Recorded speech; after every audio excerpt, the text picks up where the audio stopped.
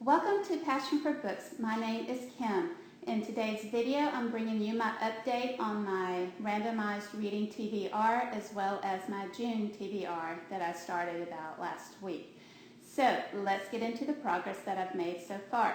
The first book I have for you is my Kindle one, and I'll have a picture somewhere up on the screen, either over here or over here. And that was Death Becomes Her. It was an awesome read again. Michael does a really good job of bringing a new spin on vampires and how they were created and are on Earth. So it is a great read. I highly recommend the Caribbean series. She is a dynamite character. The heroine is called Bethany Ann, and she is a hardcore, badass type of female character. And I absolutely love her personality, her perseverance. She has a very rare disorder. I think it's a blood disorder that she only has about either 6 weeks or 6 months left to live. And that's how she ends up meeting Michael in the book, and how he's going to make her, I think, the mother of all vampires now, because he's kind of worn out from that. So the author is Michael Anderell. But again, I do highly recommend the series if you're into vampires and kind of sci-fi. Sci-fi. Definitely check this one out. So it is definitely worth the read. Okay, so that's book number 1 that I did finish. The next book, I just finished this book last night. This is Bite the Bullet by L.A. Banks. This is a phenomenal read. I have forgotten how much I did really and truly enjoy this author. If you are into books that have mixed cultures, mixed races, this would definitely interest you. It's not just Caucasians, and I know that's kind of hard to find in books here, but I think it's getting better. But it's still kind of hard to find mixed races and mixed cultures. And this blends not only different human cultures, it's also blending different species like vampires and werewolves, and they're called shadow wolves, which are more like natural shifters versus the werewolf. So there's kind of a subgroups in with this book. She actually came about through a science experiment with the military. They did some splicing of the shadow wolves into her DNA before she was born. She had no clue that she belonged to another whole entire species and other completely foreign culture as well. So her struggles, and her mate, which is Hunter, before he had been born, his mother had been killed by a demon-infected werewolf. So he has that virus in him, and he's constantly battling it, which causes a lot of problems while they are trying to find and take care of a rogue wolf who has done a lot of bad things, and it's killing a lot of people because he's not an alpha, and I think his name is Dexter, and he wants to be. So because he is less powerful, he's found a way to amp up his abilities, which have a lot of negative side effects that they are having to take care of, Sasha and Hunter. So great book.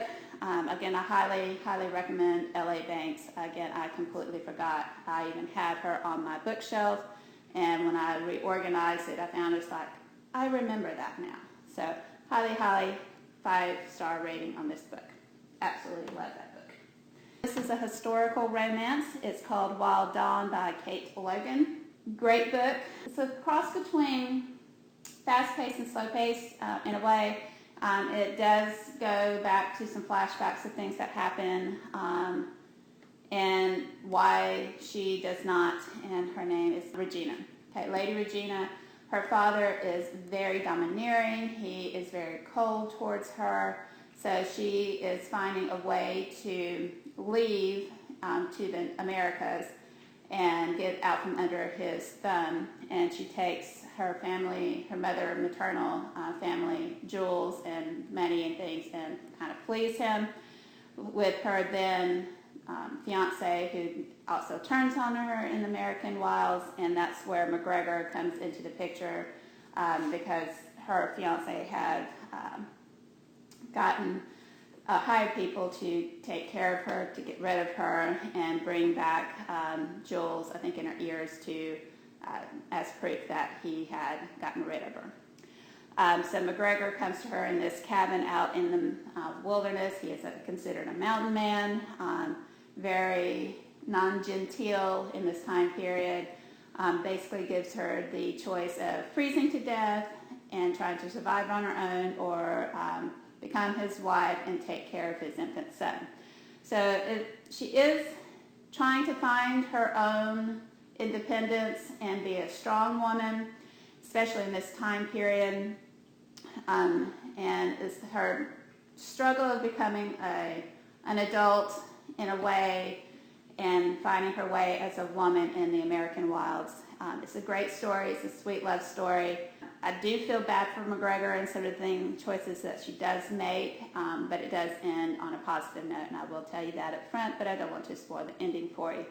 So if you're into historical romance and you can find Kate Logan, you'll probably most likely find her in used bookstores. You might find her on Kindle. I don't know if they're there or not and how much it would be, but it is worth a read. So I do recommend that one as well. Okay, and then I think the last three are YA books. I finally finished. So thankful that I finally finished this book. It took me, I started this back in May, and it took me all of May and majority of this month as well to finally finish this book. I do love, don't get me wrong, I do love the Harry Potter books. I have not reread them probably since my early 20s, and then I don't remember then struggling through it, but this go around with this particular book, it took me forever. The chapters were almost 20 plus pages each, and it was a struggle.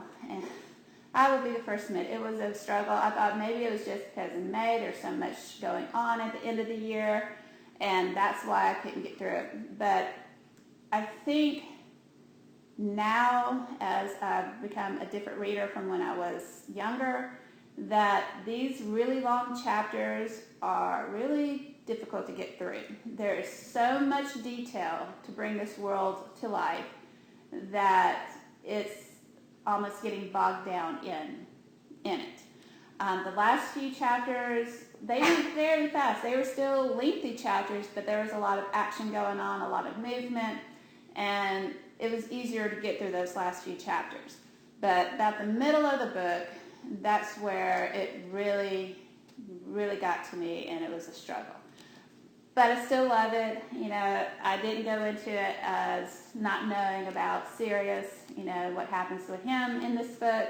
So that wasn't as much of a surprise.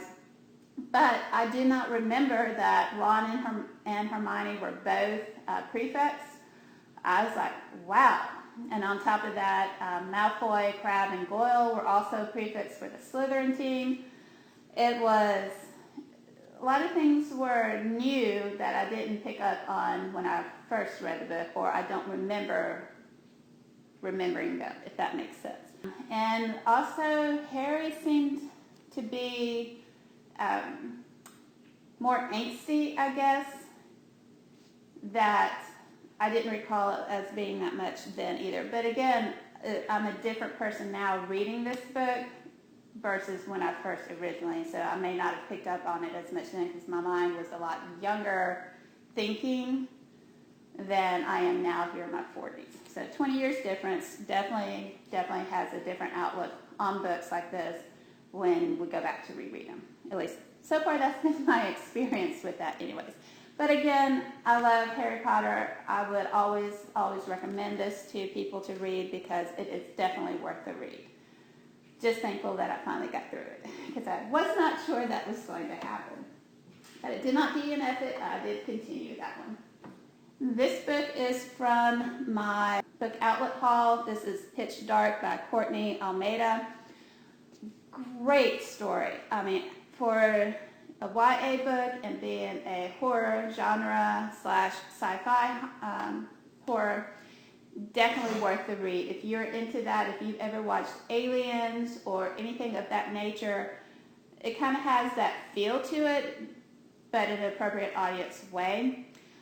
So Pitch Dark is actually a group of human terrorists in the long distance future, and they basically jettison out because Earth is basically dying, and so the humans of that time period are trying to build on Mars and terraform it and things like that. So they're going to take what good things were left on Earth and try to recreate and promote it on Mars and things like that. Well, Pitch Dark, the organization Pitch Dark, then comes in and takes over basically the coordinates of their technology, and instead of the ships going where they're supposed to be, they were jettisoned out in deep, deep, deep space and lost for over, I think it was like 400 years. And when the crews figured out that they were in major trouble and no one was going to come and rescue them, Tuck's mother was the captain of his ship, and they put the crew all in stasis, and she kept the ship going as long as she could. Well, when the crew starts coming out of stasis, something has either been infiltrated into their stasis pods, or a creature came aboard their ship and created mutations out of a lot of the crew members. So when Tuck wakes up, he is immediately, in the first few pages, attacked by a humanoid thing, and he has to end up killing him, and figures out it was still part human, it was one of their crew members. And so it goes on and with that. So that is one arc in the story. The second arc is Laura, which there is a Spanish saying for that name, and I cannot pronounce that. So I do apologize. She is of a Latino descent, so it's a lot of Spanish things, and she is being controlled by her then ex-boyfriend, his family is trying to take over basically her family's archaeological findings, and they put this technology called a subjugator down in her throat that controls her and makes her do what they want, and she cannot tell anyone what they have done and what they're planning. And Pitch Dark and their separate ship, and they're from the future, whereas Tuck's family is from the past, and it leads all together in these arcs. And then Pitch Dark comes when she's making a bid, Laura's making a bid to gain freedom from the subjugator, so she can let her family know what is going on and their plans and things. And Pitch Dark then crashes their spaceship into Tuck's spaceship, and that's how the two arcs come together. I'm not going to spoil everything for you guys, but that's kind of the synopsis. And they're now trying to survive on Tuck's ship from these mourners and other creatures on there. So highly recommend this. It is, again, a phenomenal read. You're on the edge of your seats. You don't want to put this book down once you start reading it, because the action just keeps you drawn in, and how they are growing and learning about one another. Future girls, Laura, and past guy, Tuck, and how they are merging their two groups together. So, love this book. Definitely want to see if I can get some more from Courtney Almeida. Again, great book. And this is the last one, book 6. This came in my bookcase club for June. It is a YA book, trying out for the first time their YA books. And this is called Tell Us Something True by Dana Reinhardt. Again, when I unboxed this, I wasn't sure what this book was really going to be about, because this little tiny blurb up here didn't really tell you that much about it. And then when I chose it and shared with you my June TBR list, this is on it. Again, I told you I wasn't exactly sure what it was going to be about. But it is a super good book. You follow Riverdine, Lord. So you follow Riverdine, and I still think stalking was a really harsh word to describe him, because I don't really consider him really a stalker.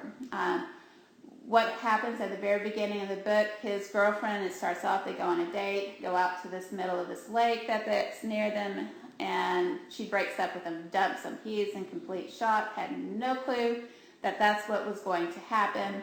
And so he, as anyone knows, when you set and break up, you still try to get them back. That's kind of what he does, but after 2 or 3 attempts, he kind of backs off. So I wouldn't say stalker. Just kind of a kid. He's a high school senior, just trying to figure out and trying to get his girl back. But he doesn't go overboard, so I still think that was a harsh description of him. But he does tell lies. He is kind of very lost, all spanning from this breakup. And we do find out that as a kid, his father just abandons him, walks out on the family, and they get divorced. But his mother does end up remarrying, and he has a half-sister. He has a pretty good life, and his father, doesn't attempt to see him, which is really, really hard on him. And his father's paying for him to go to college. But after that breakup with his girlfriend, he ends up in... So after the breakup with his girlfriend, he wanders around downtown. I think it's LA is where this book takes place. He ends up basically in a meeting similar to like an AA, but for kids, for stealing and drug problems and things like that, eating disorders. And he's just searching for a place, and it's called A Second Chance. And in his kind of hazy, not really thinking about mind, he walks himself in and he joins this group. And that's where his lies start. He makes up that he has an addiction to pot, and it kind of spirals out of control with that. He lies to his family. He lies to his friends about where he's going and things of that nature. So he does a lot of lying to his family. He doesn't have a driver's license because his girlfriend pretty much drove him everywhere. But he does learn through all of these different experiences through this book that, he finds himself that he doesn't need to follow along with everybody and what they want. He needs to figure out what he actually wants. And he ends up kind of falling in love with one of the girls in his group, which is against their rules for that. And in the end, he does out himself because he knows that a relationship can't be built on lies. So he does come clean to his parents. He does come clean to her. And it's kind of a bittersweet ending of how everything wraps itself up. But it also leaves you with hope that maybe they do get back together. So, again, a great read. His ex-girlfriend was a horrible person. And you find out more about that as goes through because, yeah, she's a very interesting little cookie. But great read. I was actually more impressed with it again than I thought it was based on the very little bit amount of description of what this book was going to be about. So I did highly enjoy it and would recommend that book as well. So these are the books that I've completed so far. I still have this week and then one more week to finish out my TBRs. I hope you did enjoy this update. I enjoy being able to talk about the books I have completed and the progress I have made so far. But until my next one, I hope you have a fantastic day, and to my next video, bye.